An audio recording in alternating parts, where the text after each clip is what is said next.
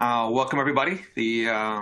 Welcome to the Application Packaging Experts Roundtable. We are always doing these sessions every other month. I think we've been keeping that up pretty well and intend to continue so in the future. So if you signed up and checked that box to register for future events, then you can be automatically notified and not have to rely on us, rediscovering us each time. So a little housekeeping. We've got the session is muted aside from the speakers, but we do definitely want your questions. The idea that we try to push a topic is just so that we don't come and sit back and wait for questions to come in. But the idea really is that your questions drive the conversation, and ideally the topic we bring takes up maybe the first half. And if your questions are about that, great. If they're about something else, we're ready to talk about whatever. And this is being recorded and will be provided after the event. It's also our last one, and all the previous videos are available on the registration page for the roundtable as well. So today you've got your regular cast. I don't know if we can do a quick round the horn. I'm Bob Kelly. I run product management for the Admin Studio and software vulnerability management products. Been with Flexera for, I think, 4 years now, and in the packaging space for longer than I'll say out loud. Kieran? Hey, I'm Kieran, product manager for Admin Studio. Been with Flexera over 10 years. I'm on Bob's team. Mike O'Connor, Senior Solutions Engineer with Flexera, 18 years, and I think 16 or so of those been as an SE and covering Admin Studio for a good 15 of that. Awesome. Hi, everyone. My name is Sonny Lee. I'm one of the account managers here at Flexera, specifically covering Admin Studio, and I've been here a few years. Glad to be here. Good to have you. All right, so the topic you may have seen that we decided to bring to the table today is around application types. For Configuration Manager, we had the package type and the application model, and Admin Studio can publish applications to Configuration Manager. So we are always trying to keep up with that application model. And Intune introduced its own, similar concepts that we support through integration. And I think the idea was that, with so many people either moving to Intune or going kind of co-management, that it would be a good topic just to review some of the key values and what the impacts of those values are. And let's see, looks like this is a build. Kieran, you want me to just load it up, or do you want to talk to each one here? Yeah, so we have seen that Intune becoming more popular these days. One is, of course, the work from home situation, which has made everybody look for a SaaS solution, not just for endpoint management, but generally for any of their work, right? So same is the case with endpoint management systems, and over the time, and at least in the last couple of years, we have seen Intune really picking up. And the best thing is Microsoft has been extremely responsive, and they have been adding really a lot of valuable features into Intune, where they are helping the users easily migrate from Configuration Manager into Intune, or at least have a co-managed environment like what you said, Bob. If you go many years ago, Intune was mostly a mobile device management tool, and there was not much of a Windows desktop deployments, but that has changed. One thing that I really liked about Intune is while of course it's a SaaS system and it's on cloud, so it makes it a lot easier for you to access, and you don't really have to be on VPN or your company's laptop or anything like that. But one thing is, I think Microsoft has really tried to simplify certain things when compared with Configuration Manager. Now, one simple straight thing that we all can see is when we look at Configuration Manager, there were really two models. One is like you already mentioned, Bob. So there were two models. One is application model and one is package model. Somebody who has been in the space, they know that package model is pretty old. It's legacy. It was used back, I think, in 2007 or 10. And then there was application model, which started with Configuration Manager 2021. I think it was called SCCM, System Center Configuration Manager. The idea of application model was to make to give you a lot of control to deploy an application and help you take a lot of decisions right in the Configuration Manager, where you can target your applications to a specific device or something like that. But still, there were two different models, and users have to know a lot of details about, okay, why do I want to use package model, or why do we want to use application model? We, of course, had a very detailed discussion in one of our roundtables in the past. Now, all of that goes away in Intune. You don't have two models. You don't really have to think about, okay, which one should I choose? So that is one simple, that is one thing that is really simplified the way I would use Intune, and I would use applications within Intune.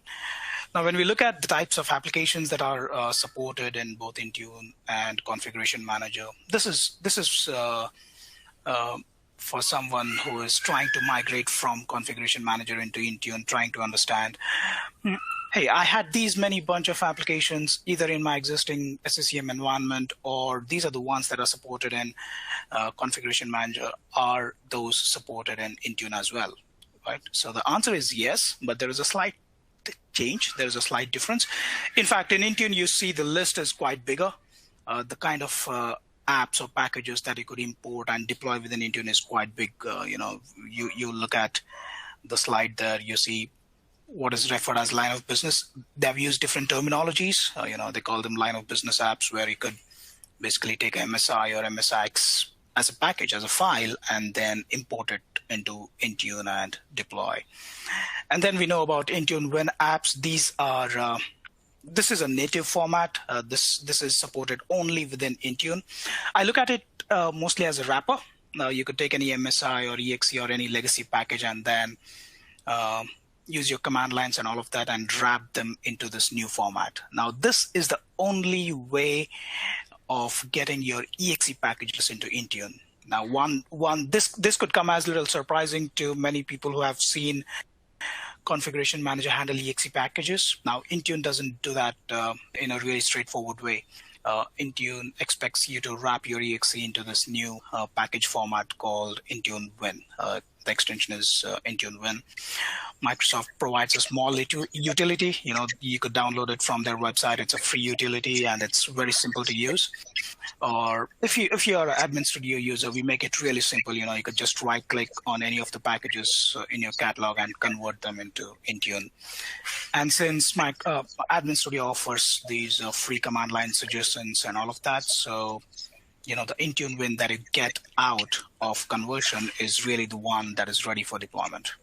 So that's the format, and the other are store apps and Microsoft 365 apps. Yeah. I know I've heard customers say that they prefer to wrap everything in Intune Win, even though as a line of business app, an MSI or MSIX doesn't need to be. Is there a benefit to wrapping it in Intune Win that people want, or is it just a consistency thing? No, that's a good question. Now, when you look at what we call as the application model properties in SCCM, there is no such word in Intune. So I would refer them as deployment properties or application deployment properties. Now, if you have Intune Win app or Win32 app as it is referred, you will see that all those traditional app model properties that you'd see in Configuration Manager exposed in Intune. For example, requirements or deduction methods and supersedence and dependencies, all of these are made available only for the Win32 apps. Now, those properties give you a lot of control when you want to make a deployment. So if I'm coming from Configuration Manager, then I think that will be my choice of application to start with, at least to feel at home. I would start with Intune Win and maybe play around with others, and then slowly move on. Maybe, okay, then maybe I'll do my pilot, my testing, and then I figure out, oh, this MSI is good for line of business. I don't really have to put a lot of, all these deployment properties on top of it. So let me move this to a line of business. So that decision, maybe I'll take it all the time. But if I'm moving from configuration manager, I think I'll start with Intune Win, because that is those are the properties that you already know and you're comfortable with. You know what to set. So maybe I'll start from there. Good question. Configuration manager, it supports virtual apps. Now that is one thing that's missing in Intune. I didn't see that. But since this one is mostly around Windows, maybe we'll focus only on the line of business apps or Intune Win or MSI, MSX. Maybe we'll have another roundtable to discuss about store apps or Mac apps, all of that. But yeah, that is one difference that you will see when you want to migrate from configuration manager to Intune. So if you're moving, you don't have to worry. Everything that you have in SCCM is covered in Intune. But if you're dealing with virtual apps, you might not find them.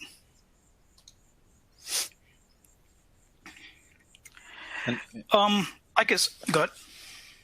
I was going to say virtual apps is kind of becoming more of a legacy thing, right? With the rise of MSIX, I think AppV, I don't think it's necessarily been end of life yet, but it probably would be subsumed into that. Thus, kind of a format that's probably not going to be supported in Intune because the format itself is probably going to go away over time. Yeah, we haven't seen any announcements as to the end of AppV. Sure. But they definitely are communicating MSIX as its replacement. So I think the idea is if you're relying on AppV, don't worry about it right now. Go ahead and do what you're doing. But if you're getting into it, then MSIX is the way to go. Right.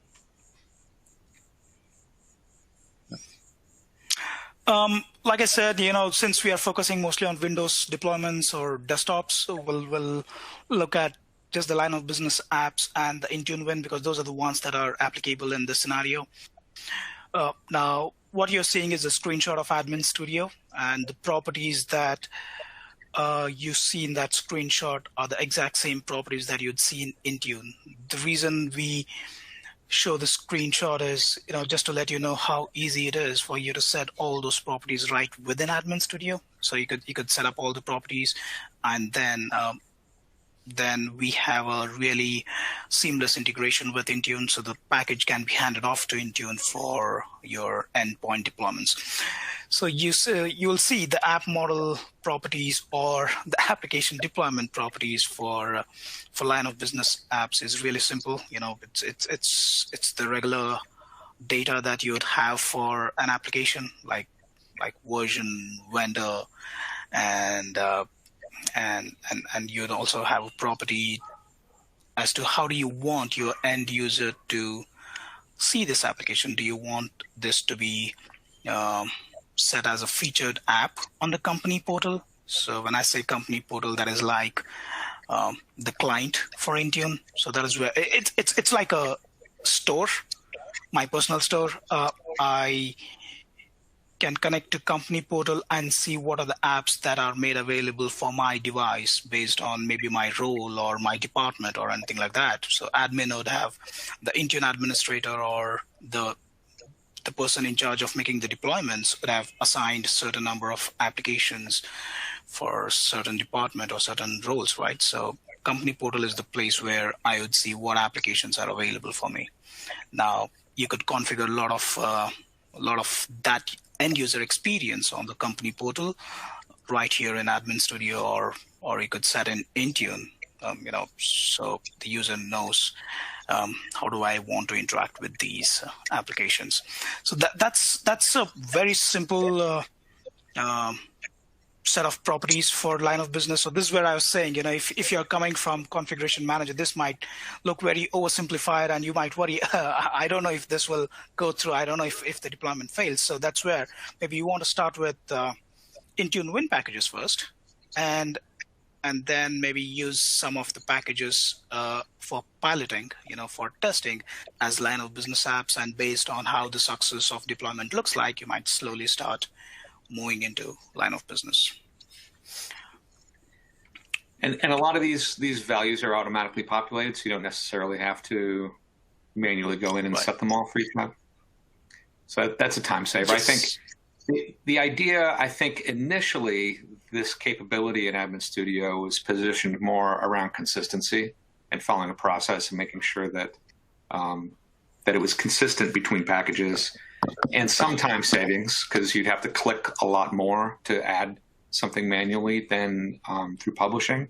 But I think the whole publishing capability of Admin Studio has become far more relevant with the introduction of the automation capabilities. So now you can have, as soon as a new application comes available, it imports, tests, wraps, or repackages, and then publishes, so that you can see the application where you want it automatically. So that end-to-end capability, I think, really makes this shine. Yeah, and for example, when you have an exe package for Configuration Manager, and if you want to publish an exe package to a Configuration Manager, right, deduction methods are mandatory.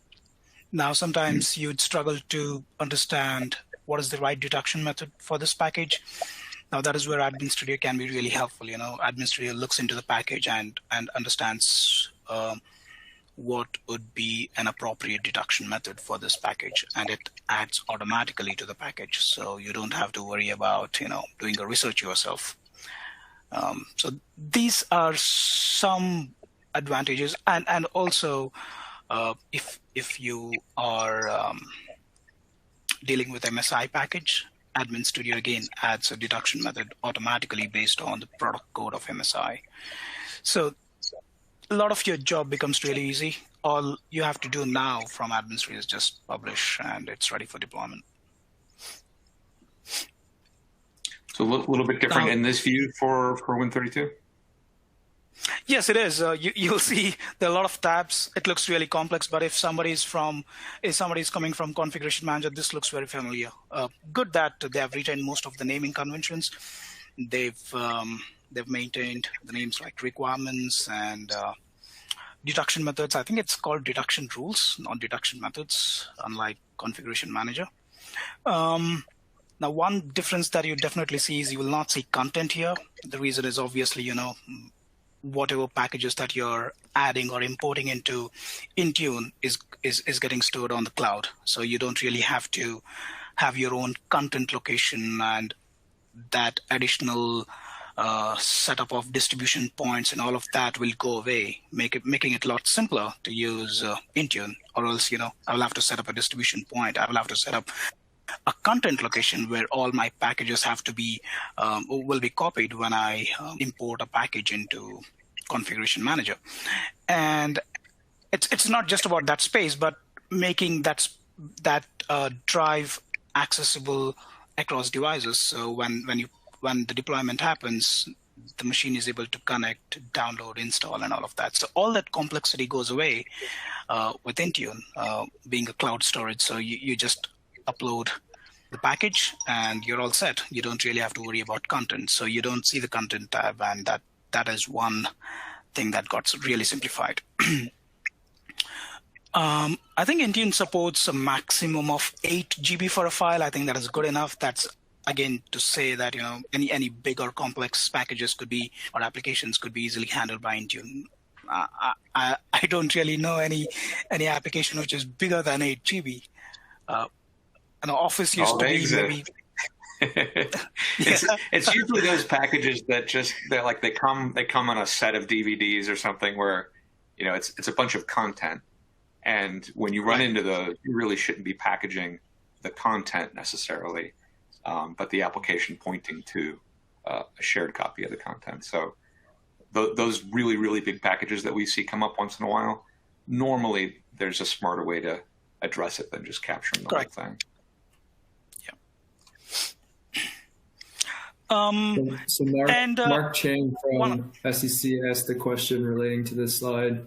Where are you getting this information from the registry or the vendor itself? And I think that was for in reference to the detection methods that Kieran was mentioning. Mm-hmm. Oh, you want to take that, Bob? Sure. The detection methods comes from the package feed. Go ahead. Yeah. We're looking in the package to get the values out. So the tests that we do also are interrogating the package itself and the package contents and running them against rules in that case. But in many cases, the values are logical values of the package or the installer that we can pull out.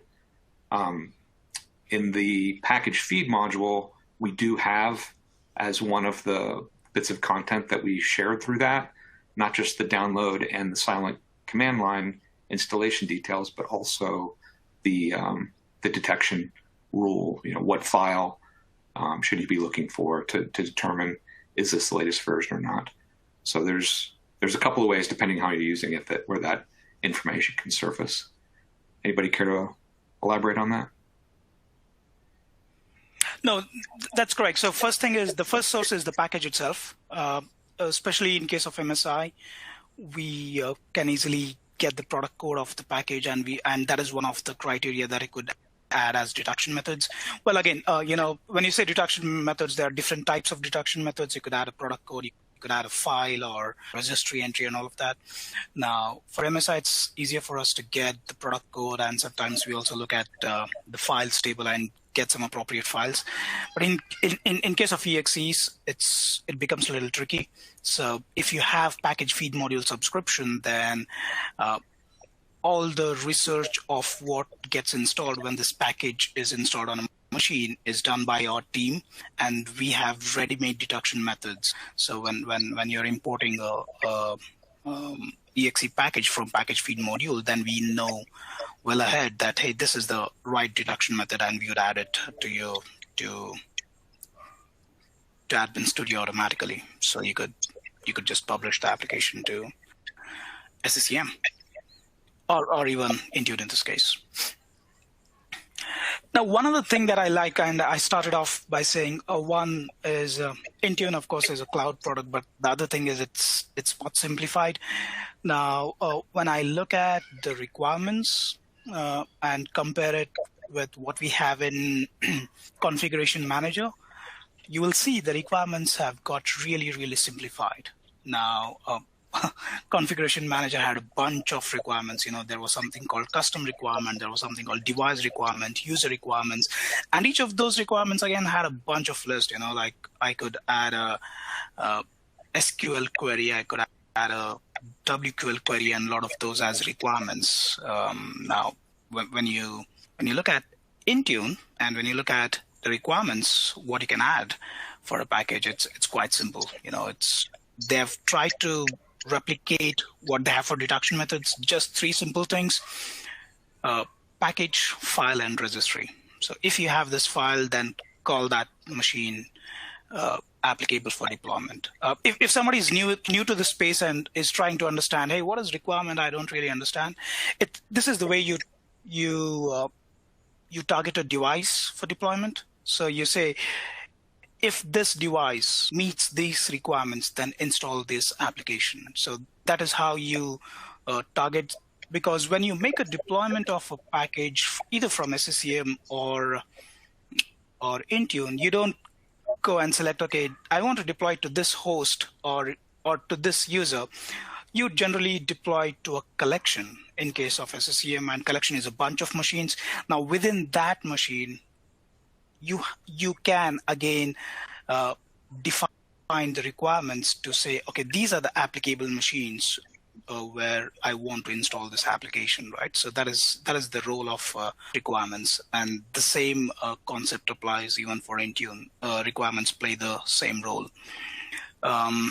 So you'll see a lot of simplified requirements, and one thing that you will see in Intune at this point is supersedence. I think supersedence, when Intune started off, or maybe at least 1 or 2 years ago, I did not see supersedence at all. But I see supersedence now, but they have tagged it as preview. So it's in preview. It has everything that SCCM has, so I would not expect it will change a lot in the future. So if you're comfortable or if you are used to using supersedence in Configuration Manager, then I would encourage you go ahead and try it out. It's in preview, and I would not really see a lot of change happening in that space. It's been tagged as preview since quite some time. I'm surprised it's not moved to GA yet. Yeah, Microsoft definitely taking it slow and careful, right?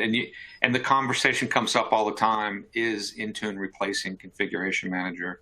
And the answer is always no, no, no. Like they're constantly fighting that message because it comes up just in the context of how people are looking at, SaaS as the new thing. But when you dig into the models like this, you can really see the difference, right? So Intune is simpler, and that's great until you want to do something complex. Then simpler becomes a barrier. So there's a balancing act for Intune to evolve to cover the configuration manager use cases that really matter. And they're not in a big rush to get that done because they both very much have their place. And with co-management, I think, it's taken the pressure off a lot of people to make a decision. I want to use this as my endpoint management system, or this is my endpoint management system. Now it's okay, well, for this use case, this makes more sense and this makes more sense. And you get the best of both, essentially. Yeah, I think co-management has been a great idea from Microsoft. That is the perfect solution for somebody who wants to try out or who wants to, I want to migrate, but I want to first see how it works and then take a decision of moving totally over to Intune or something. So that way, I think co-management has been a great feature that way. But before we go to co-management, Bob, if we can quickly go back to the app model for Configuration Manager, I just want to highlight some of the things that you're used to seeing in Configuration Manager, which you don't see anymore in Intune. One we discussed already is about the content and how there is no need for content any longer. But a few other things that you'll see missing is there is no any tab called user experience, or there is no tab called written codes. That doesn't mean that those properties are not there. What they have done is they have clubbed those properties under different, you'll see written codes under programs tab in Intune. So the written codes are still there. It's just that they have changed the placement of written codes, and they don't have a exclusive tab for written codes. And similarly for user experience, you'll not see those many settings as SCCM for user experience, but at least you have some level of details as to how do you want to deploy this application. Do you want to install this in machine context or user context? So those kind of settings are still available in Intune. And like we discussed, there is no app model or package model, or there is no application or package in Intune. Everything is just called an app, and that makes it a lot simpler. An app, and there is a binary file or a setup file if we are talking in the context of Windows, which eventually gets deployed to endpoint.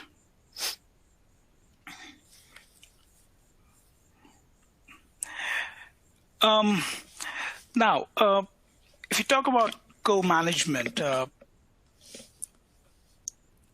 way I look at it is you're trying to really attach the SCCM infrastructure to Intune for management. There are certain configurations that you will have to make within Configuration Manager. So the first thing that you want to do is you have to configure your Intune instance in Configuration Manager. You'd need admin account in Intune to do so. You go to SCCM configure Intune and enable co-management. Now that is how you enable, and then there is something called as workloads, the one we are seeing on the screenshot here. So workloads are the various tasks that you'd decide who do you want these tasks or this work to be done by? Do you want Configuration Manager or SCCM to do this job, or do you want Intune to do this job? And you would also see Pilot Intune. So this is the place where you can define a bunch of machines from a collection in Configuration Manager as your pilot machines. And when you set something on Pilot Intune, then let's say I select client apps. So client apps is a workload which does the job of deploying the applications, right? Now, if I have set client apps to Pilot Intune, and if I have a collection selected within Configuration Manager for Pilot Intune, then the Intune will deploy applications only to those set of machines. So that's a really good first step if I'm trying to move from Configuration Manager to Intune. I think that's I would have a bunch of machines. Maybe I'll create a new collection, have my test machines, maybe about 5 or 10, and I would add that as pilot machines, and then I would set client apps to Pilot Intune and then deploy the applications only to those machines to see how the deployment goes, or if there is any other configuration or additional things required to make this whole scenario successful.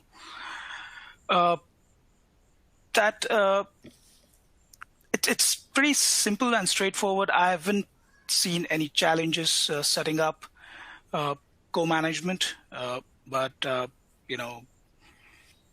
there are certain times that you'll see the machines not, the deployments are not happening or something. So you'll have to take care of certain prerequisites.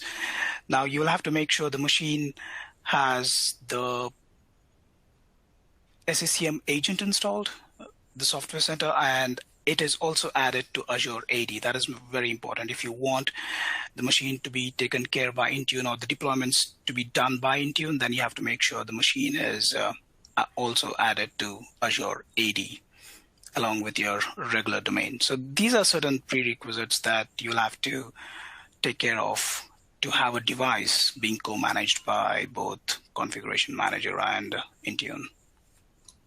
Yeah, as if Configuration Manager wasn't fun enough to administer in all the places where things go wrong. You're actually adding some complexity as you try to simplify. But that always seems to be the case, right? Like there's all those different application types, so you can have the same app deployed 5 different ways so that the customer can receive it the most appropriate way. And that's great, but that adds a lot of complexity. Now you need 5 packages for the same application. Right. So there's a bunch of scenarios where that kind of happens, right? Things are easier on one hand, but maybe for the people on this call, a little bit more complicated. I see a good question from Jack. What will be the deduction rule if the application don't have product code?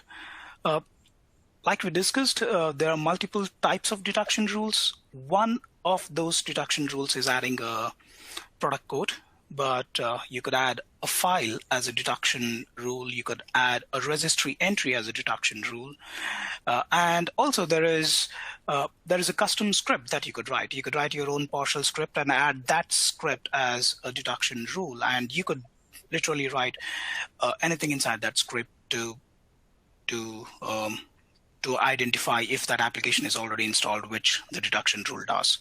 So there are multiple ways. Common to point to the main executable, though, right? So that whatever application the shortcut is going to is typically where you'll set your detection rule. And if it's Windows installer, it might it could be better. But if you want consistency, this is how you do any executable, right? Because obviously product code wouldn't be applicable, so it would be a universal way to go about it. Now, that also gets a little tricky sometimes. Now, you have EXEs in many cases, but it would have MSI wrapped inside. Now, in cases like those, if you already know how you could extract that MSI and get the product code, you could still do that. Or, of course, if you have Admin Studio would check if there are child MSI within an exe, and it would give you the product code for that MSI. So yeah, it's another good example of where we're trying to simplify and make it easier for you. So yeah, there's ways. I mean, writing a script that determines if it's applicable or not is heavy-handed, but it's another one of those cases where Configuration Manager is offering something that's very edge case, so that if you have a situation that's very difficult, there is a way to solve the problem.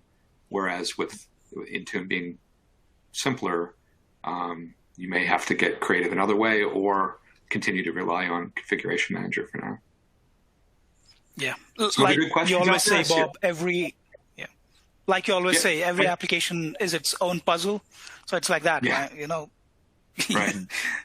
Same applies here. You don't know if a package. What do we do? Yeah.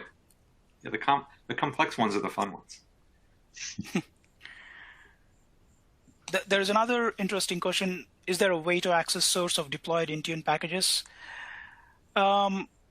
I don't know if you mean the source where the package gets installed on the client machine or when the package gets uploaded in Intune. If it's about getting uploaded in Intune, I don't think so. There is a way to know where is your package getting uploaded. Yeah, it's a distributed environment hosted by Microsoft. Blob. So they're storing it in Azure storage containers and so forth. So the point is that you lose that control, but then the complexity of it is not on you. It's on Microsoft at that point, right? So the idea is, here's my application, let's put it in Intune, and then Microsoft manages where it needs to go, where it needs to be stored, and handles that. Thus the 8 gig limit. I think they had to draw a line on how big a package can actually get. Yeah. Another interesting question.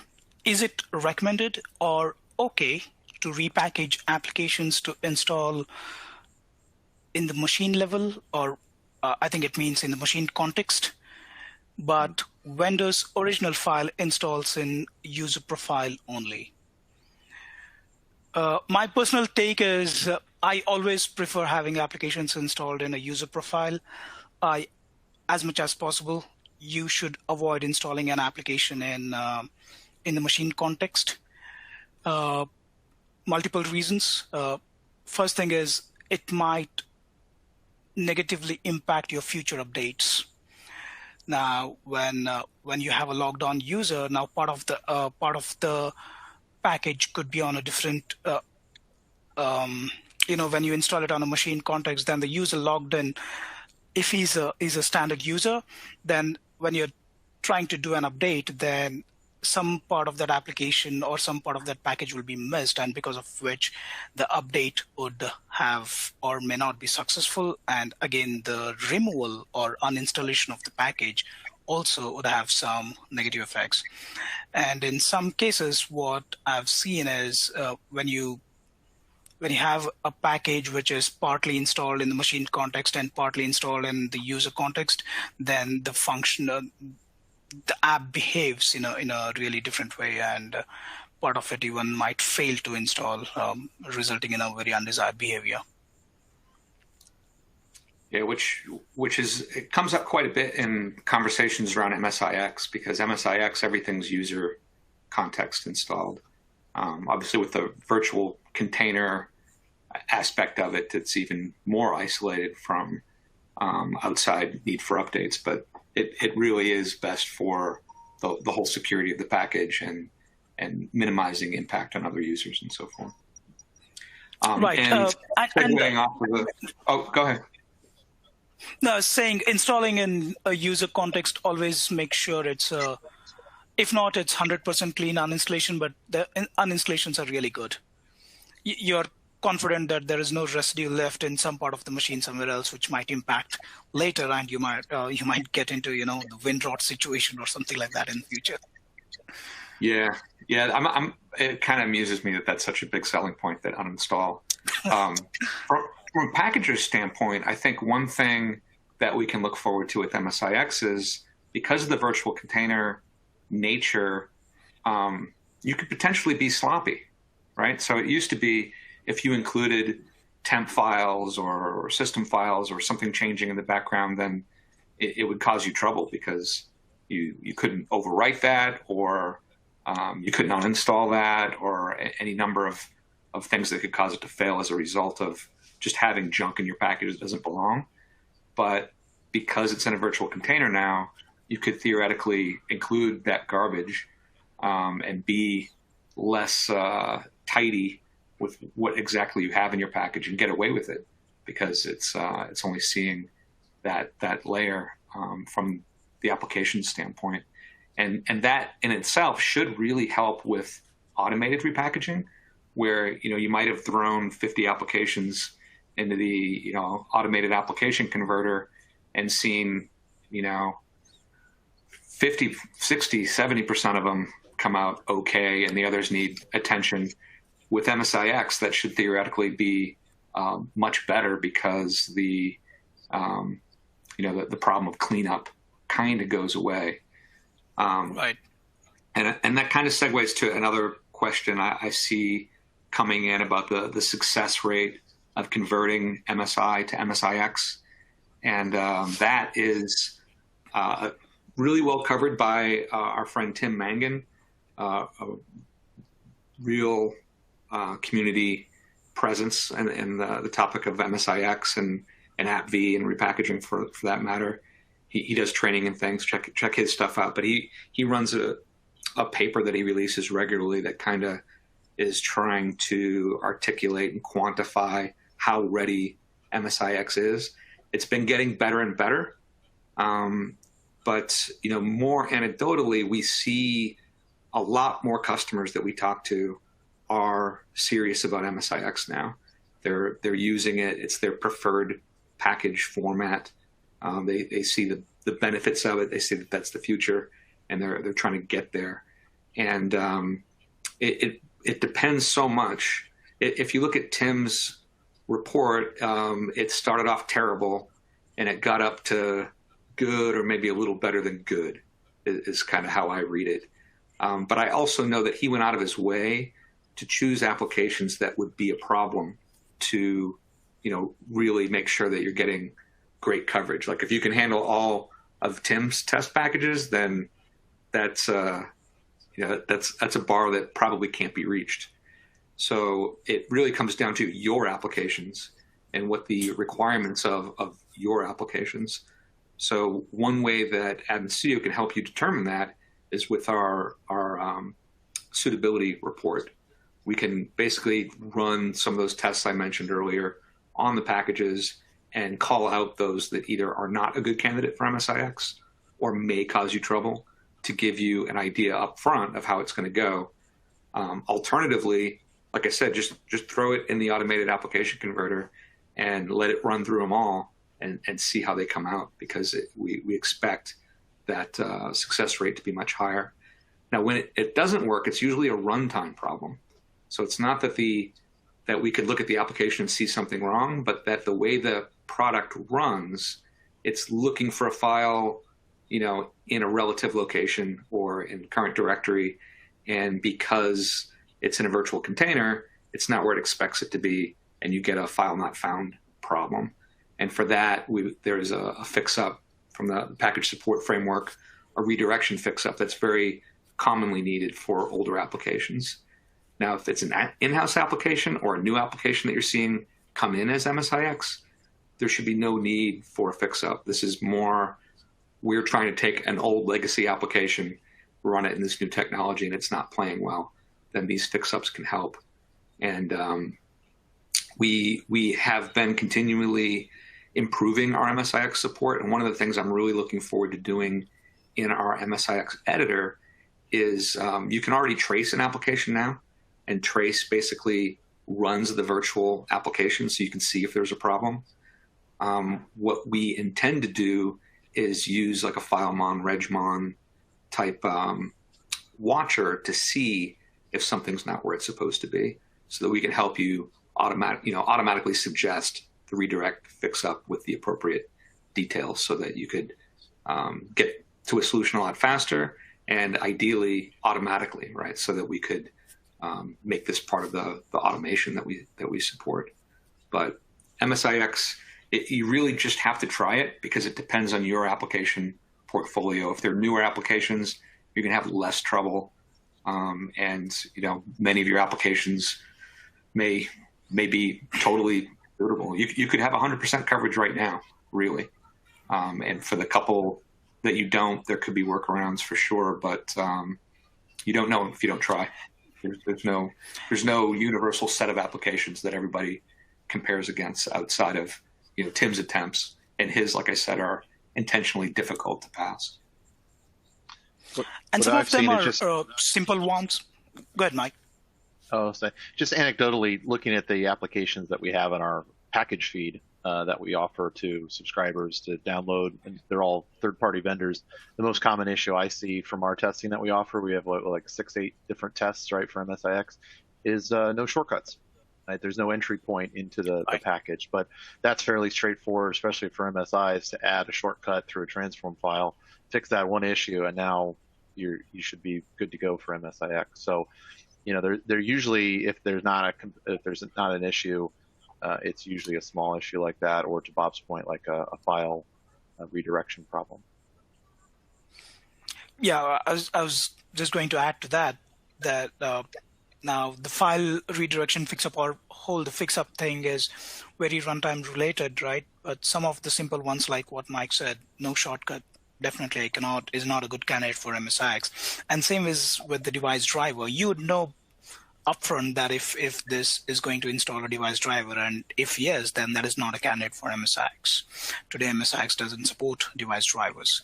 MSIX packages also don't support custom actions. So if you have got some custom actions in the package and you think they do a large part of the installation other than just taking some small decisions, then maybe that's not a good candidate for conversions. Well, up until I think 2104, even the Windows services were not supported. So back then, if you had asked this question, I would have said, okay, if your package has Windows services, if it installs Windows services, then that's not a candidate for MSIX. But Microsoft introduced support for Windows services starting from 2104. So now you'll be able to. Now you'll be able to even handle. Yeah, it's getting better. But again, the way Microsoft handles services looks a little tricky to me.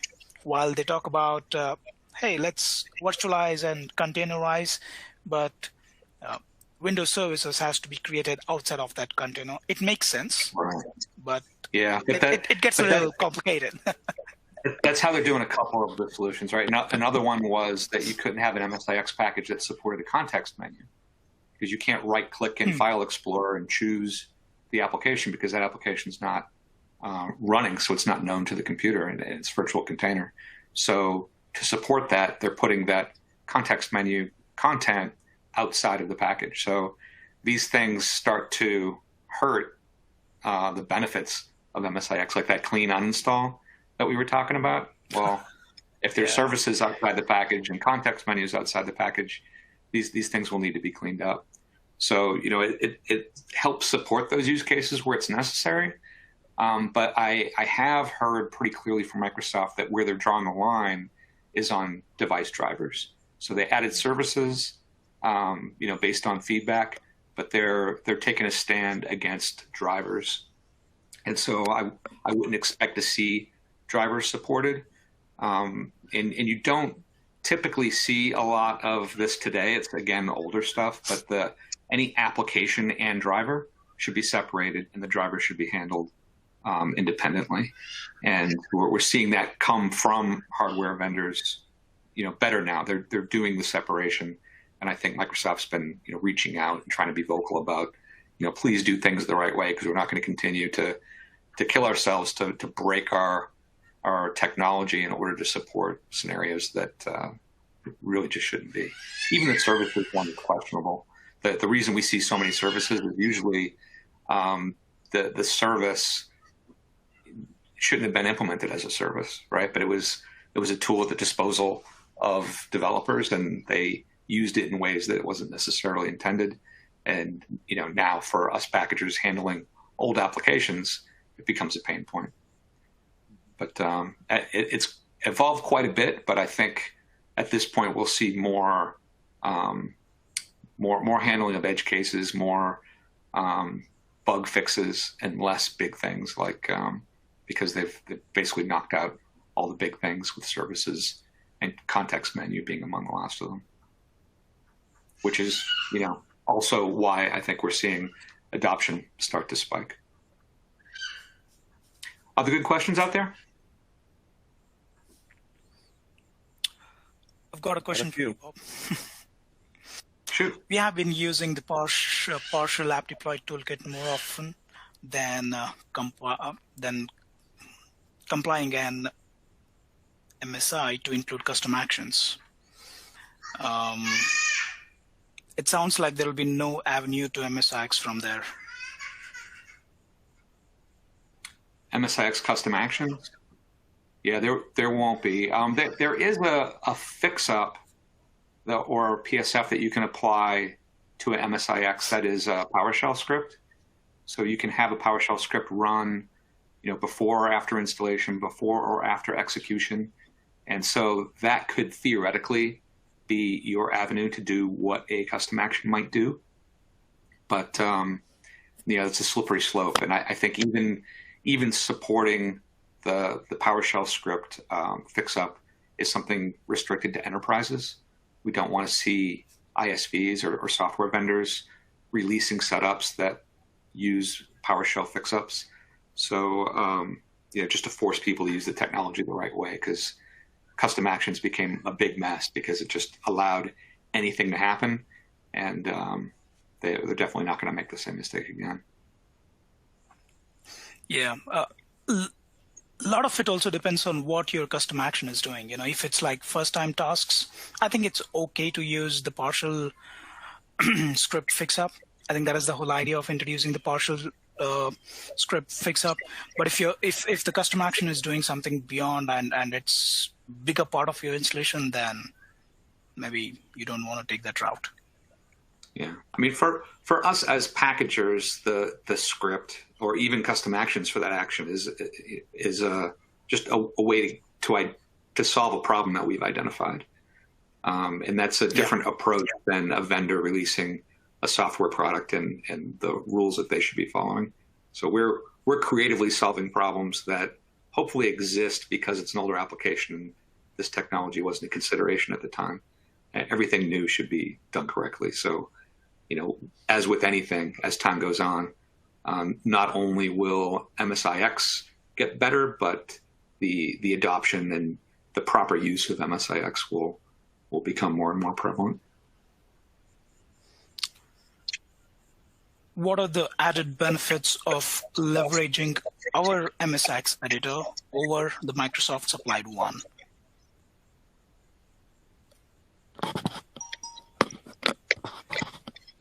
What's your favorite answer? There's many. Well, there are many, right? So the first thing is the kind of view that we offer in our MSIX editor. It perfectly aligns with the manifest file. So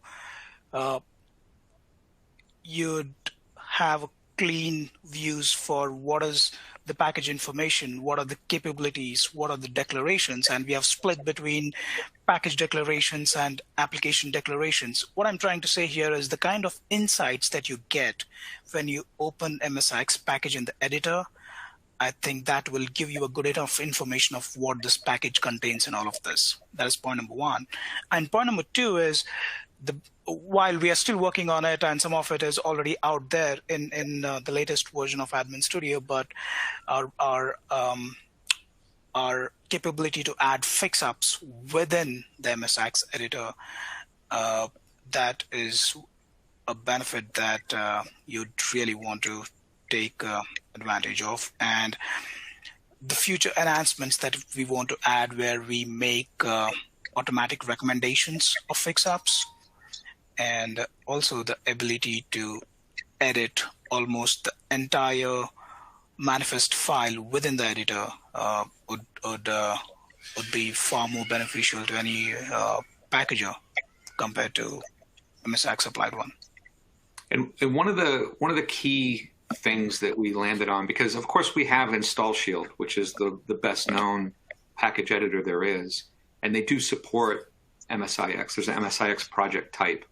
So as part of the Admin Studio suite, you do have that at your disposal, but it requires a project file, right? And so for IT pros, we wanted to introduce a dedicated editor just for MSIX that didn't require a project file and had the benefit of allowing you to very easily create a modification package.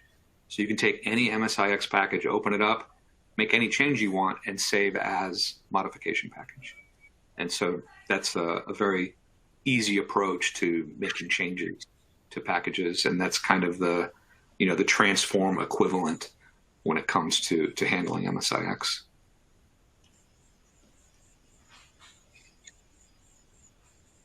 There's a lot of questions. Any others stand out?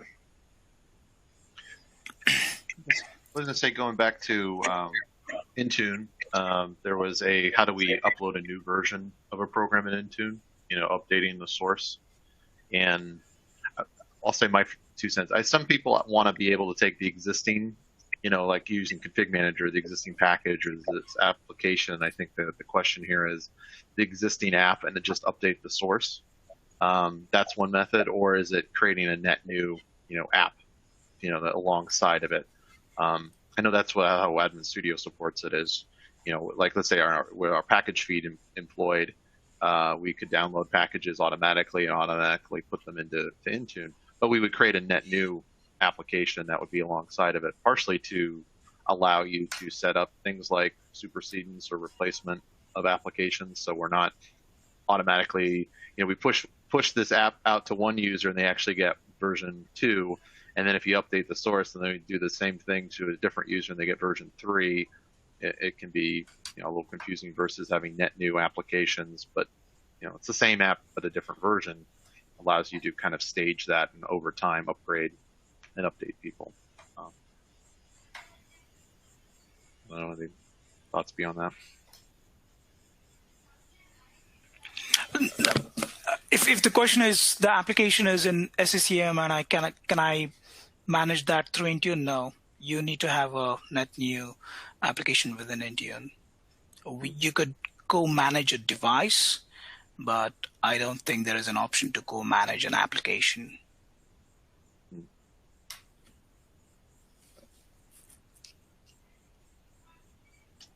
I saw a couple questions on, Go ahead, Mike.